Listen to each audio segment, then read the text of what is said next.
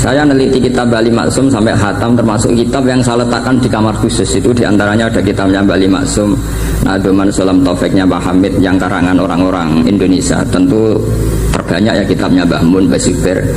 Bahkan saya masih punya catatan tangan tulisannya Basim Asyari, karena beliau pernah nyurati buyut saya ketika khatam Sahih Muslim yang keluarga Kudus. Terus banyaklah saya punya, termasuk saya punya tulisan tangannya Kiai Fakih Mas Gumambang, gurunya Mbah Zubair. Saya memang dokumenter kitab, sehingga saya maaf sekali kalau pidato umum itu memang saya tidak keahlian saya. Karena itu harus dobes, itu tidak keahlian ulama, dobes itu tidak keahlian ulama. Ini saya baca singkat, tapi semoga ini barokah karena ini kholnya Bali Maksum.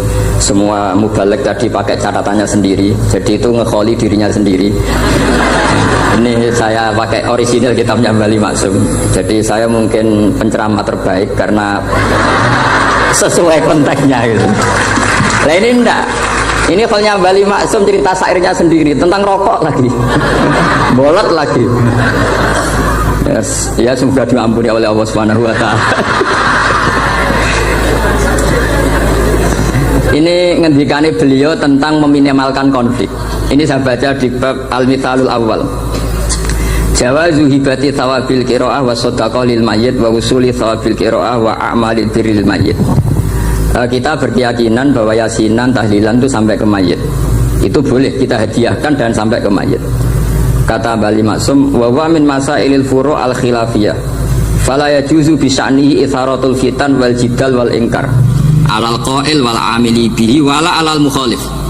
Ini dari awal masalah khilafiyah, sehingga gak perlu jadi konflik yang berkelanjutan, baik kita menuntut yang melakukan itu atau menuntut yang menentang itu. Karena dari awal ini masalah furu'iyah, sing nglakoni nggih monggo, sing nentang nggih napa monggo. Selama ini kan kita yang melakukan memaksa orang lain menerima, yang menentang memaksa orang lain menghentikan. Ini tidak fair, kata Bali. Kata beliau itu gak fair. Wala yang bagi ayaqa bainahuma ma la yang bagi wuquhu bainal akhwaini muslimaini. Kata beliau wala in kana lil mani'i mustanadun fa inna li ghairihi mustanadan kadzalik. Kalau yang melarang tahlilan, melarang yasinan dikirimkan ke mayit itu punya mustanad, punya sanad. Yang bagi yang membolehkan juga punya sanad. Kalau ada kiai yang kalau pidato nangis itu sanadnya banyak dan benar, tapi yang uraan kayak Pak Duta Besar juga banyak. Semuanya ada sanad. Jadi kata beliau sederhana saja, kalau al-mani'un, orang yang menolak itu punya sanad, kita yang membolehkan juga punya sanad. Tapi kata beliau dengan enteng, dengan ceria, ini masalah furu'iyah, nggak perlu jadi itsaratul fitan wal jidal wal khisam. Kata beliau nggak perlu jadi perdebatan. Makanya pesan saya sama santri-santri kerap ya, sebetulnya masalah kita ini tercerabut dari ilmu. Coba dari awal Anda katakan yang tidak kunut itu Abu Hanifah, yang kunut itu Imam Syafi'i, maka melihat orang tidak kunut itu keren karena Al-Hanafi, pengikut mazhab Hanafi. Yang kunut juga keren karena pengikut mazhab Syafi'i. Tapi kita tidak, di zaman akhir kunut dan tidak kunut ini jadi politik identitas. Sehingga yang nggak kunut itu Muhammadiyah misalnya, yang kunut itu NU. Mana ada Basim Asyari sebagai mujaddid atau mujtahid yang mengharuskan kunut, atau Ahmad Dahlan yang melarang apa? Kunut. Wong dua beliau sama-sama pernah ngaji Syekh Khotib Minangkabau, pernah ngaji Imam Mahfud ketika di Mekah. Jadi cobalah ilmu itu diperkuat sehingga kita mengatakan kunut adalah sunat menurut Imam Syafi'i, tidak sunat menurut mazhab Abu Hanifah. Sehingga enak sekali karena kita berdasar ilmu.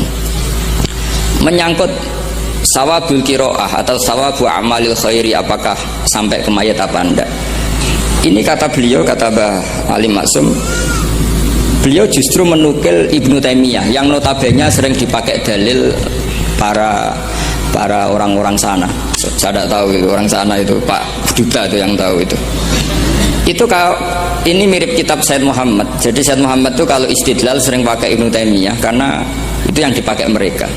Tapi ternyata Ibnu Taimiyah, qala Ibnu Taimiyah innal mayyit yantafi'u bi qiraatil Qur'an kama yantafi'u bil ibadah al maliyah minas shadaqah wa nahwiha. Terus waqala Ibnu Qayyim fi kitabir ruh afdalu ma yuhda ilal mayyit as-shadaqah wal istighfar wa du'a lahu wal hajju anhu. Artinya gini, Kita sekarang ini tidak pernah kayak Bali Maksum pakai dalil jawazu ihda lil mayyit itu berdasar Ibnu Taimiyah dan Ibnul Qayyim.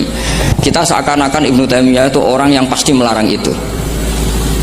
Sehingga kita itu terus mengatakan sing nyunatno tahlilan itu sapa? Mbah Hasim atau Mbah Fakih atau siapalah. Meskipun riwayat ini mukhtalifah dari Mbah Hasim. Pertanyaannya adalah terus kesannya yang membolehkan itu hanya kiai lokal itu, kiai nasional itu. Padahal zaman Bali sudah mengajarkan kita yang membolehkan ihda wa amalil khairi ilal mayyit, yang membolehkan hadiah Yasin, Fatihah, tahlil ke mayit itu adalah orang sekaliber Ibnu Taimiyah dan Ibnul Qayyim. Sehingga dengan kita pakai ilmiah yang diterapkan Bali Maksum, kita ini merasa orang keren, orang global, orang yang keren dah.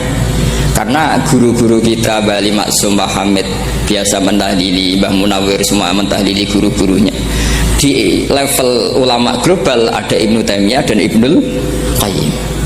Tapi karena kita tidak baca, seakan-akan tahlilan itu hanya tradisi lokal yang tidak di ACC, tidak disetujui ulama kelas internasional.